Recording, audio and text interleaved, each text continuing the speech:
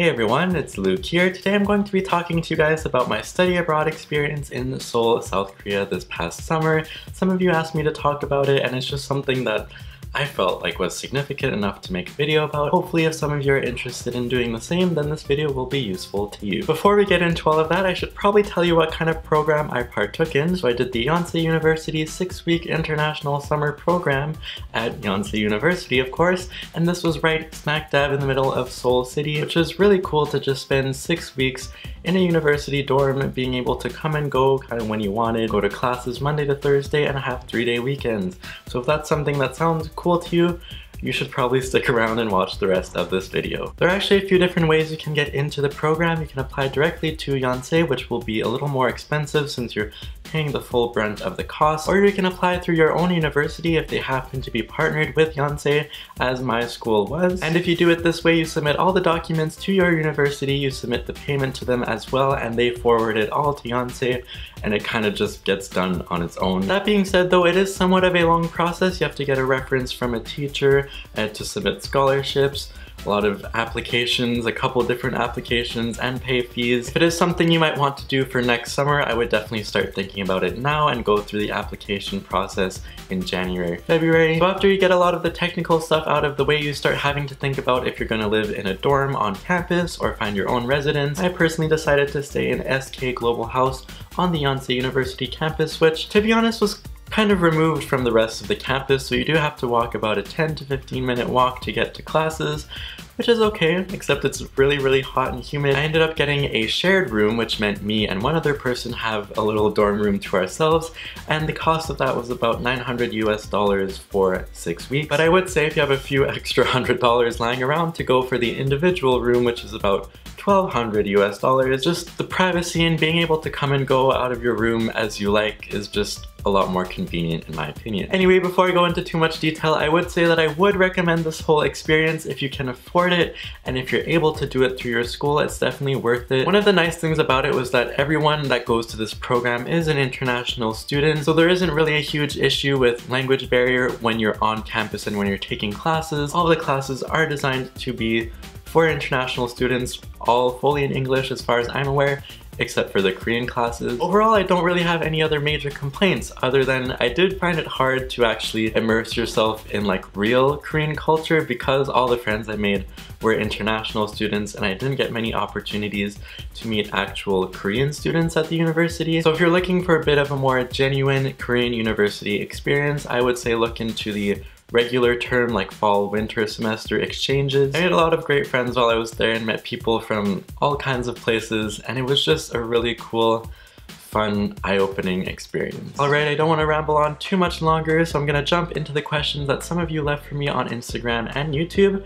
First question comes from Mickey Choi or Chue 97. So my question was, what part of learning, reading, writing of the Korean language did you find most difficult?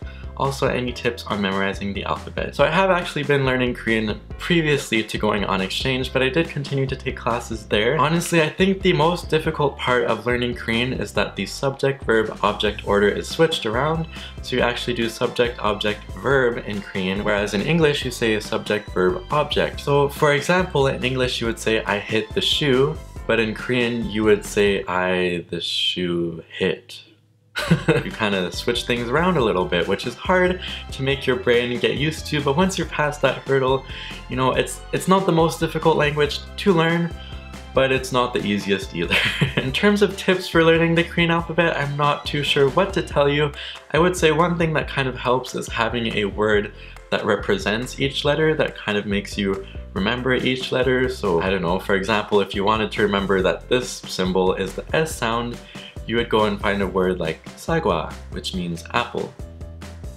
I don't know if that even helps. Also, look up YouTube videos. I'm sure hearing people pronounce them and having a visual reference at the same time is going to help you out a lot more. It's Soulmates, which happens to be my friend Ariana, asks, how much do you think it improves your Korean? So I should explain quickly that I did take a Korean class at Yonsei University through the KLI Institute, which is Korean Language Institute, and even though the Korean class I took there was similar to the level of Korean classes I've already taken, I would say it's quite a bit more effective because their teaching style is different. At my home university, they teach you Korean using English, obviously, but through the Korean Language Institute at Yonsei University, they fully only use Korean, even way at the beginning level, so there's basically no English to help you.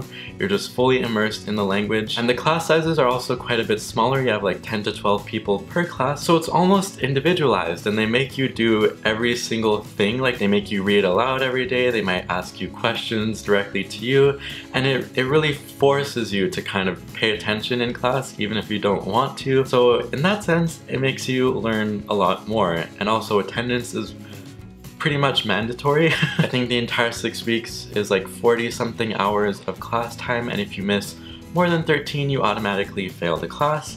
So you really have to be there and pay attention. So I would say it does help you learn Korean. It's a different teaching style, and therefore you learn things a little differently. Also, JMNSG says, wow, you're studying Korean, I want to learn it too, but Korean lessons books are so expensive here in Germany. Yes, they are actually really expensive in general, but I feel like that's gonna happen with almost any textbook. I would say, however, there are still quite a few free resources out there that you can use, and learning the alphabet is actually fairly easy in Korean once you have it down. So although without buying a bunch of textbooks and taking a bunch of courses, you may not get super far, you can learn the basics on your own for free, and hopefully in the future I'll do a video sharing some different strategies or methods that you can use to do that.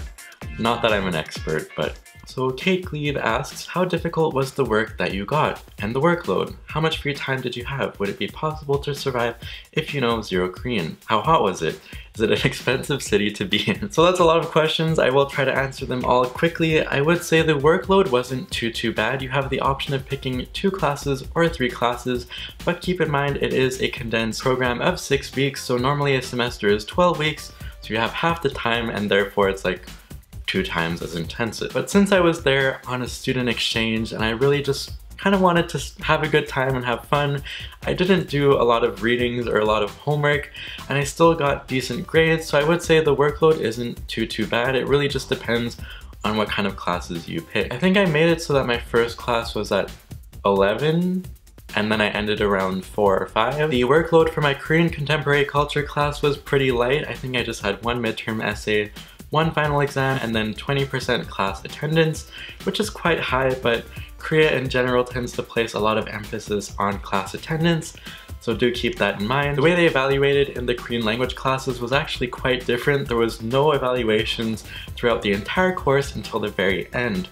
So on the last 2 days you had a reading exam, a writing exam, listening exam, and an oral exam, all in the last 2 days, which were each 25% of your mark, which was cool during the course, but then you get to the end and you're kind of stressed.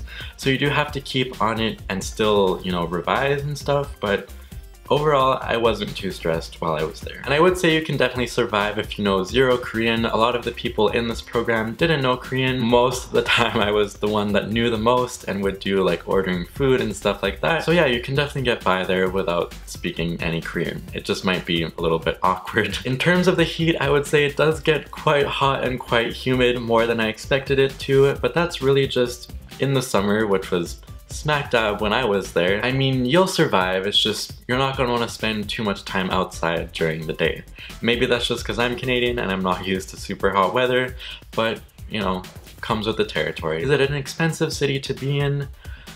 Not really. The food is relatively cheap, especially around university areas. Actually, if you decide to eat lunch at the university cafeterias, you can easily get a kind of light meal for $2, $2 US. And if you're going out for a meal, you're probably looking at anywhere between $5 to $8 US. If you're going to like a foreign restaurant, then it's gonna be like $12, you know? I don't know, it's not too bad. I wouldn't say it's worse than here. Amanda Brown asked a question that's similar to what Ariana asked, and I will just expand a little bit on that. So while I was out and about in Seoul, I actually got to use my Korean quite a bit, especially with taxi drivers. For some reason, I would take the taxi by myself here and there, and I was actually able to have somewhat full-on conversations with the taxi drivers, like about music or just culture in general. Taking classes while you're there is useful because you get to put what you learned in use, like the very same day. It helps you develop your hearing too, just seeing it everywhere, hearing it everywhere. Like maybe not as monumentally as you might think it would,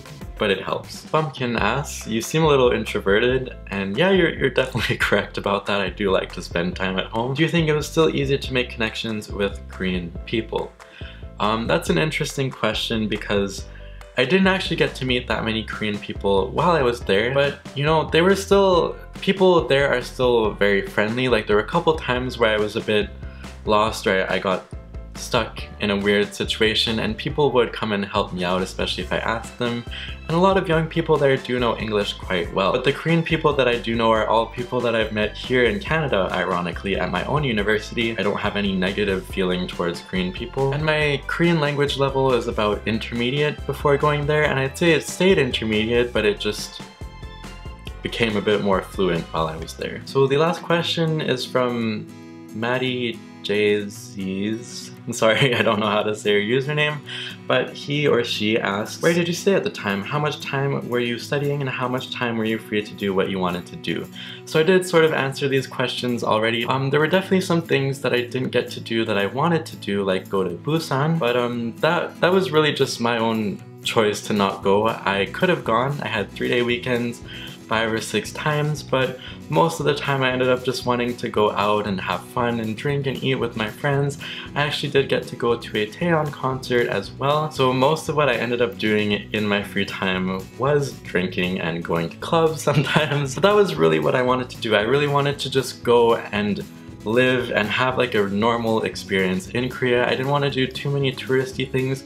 I actually went to Korea one time before this, which is when I did most of the tourist things already. Honestly, overall it was just really fun to experience the food there, to experience nightlife, going out to karaoke, going to a PC bang. And to answer the other part of your question, like I said, I was in the SK Global House dorm, which I shared with a roommate, which was, you know, it was pretty cool. You have a key card, you slide in your room, and it powers on the electricity. You've got AC in the room. The bedding was kind of so-so. Some people's pillows were like noodles.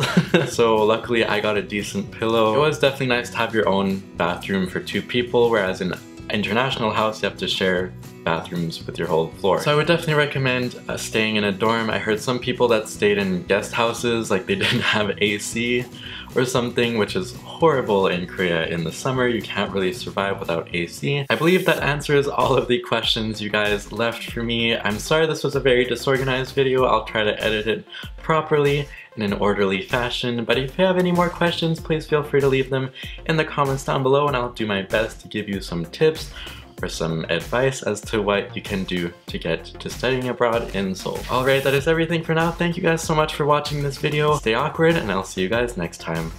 Bye!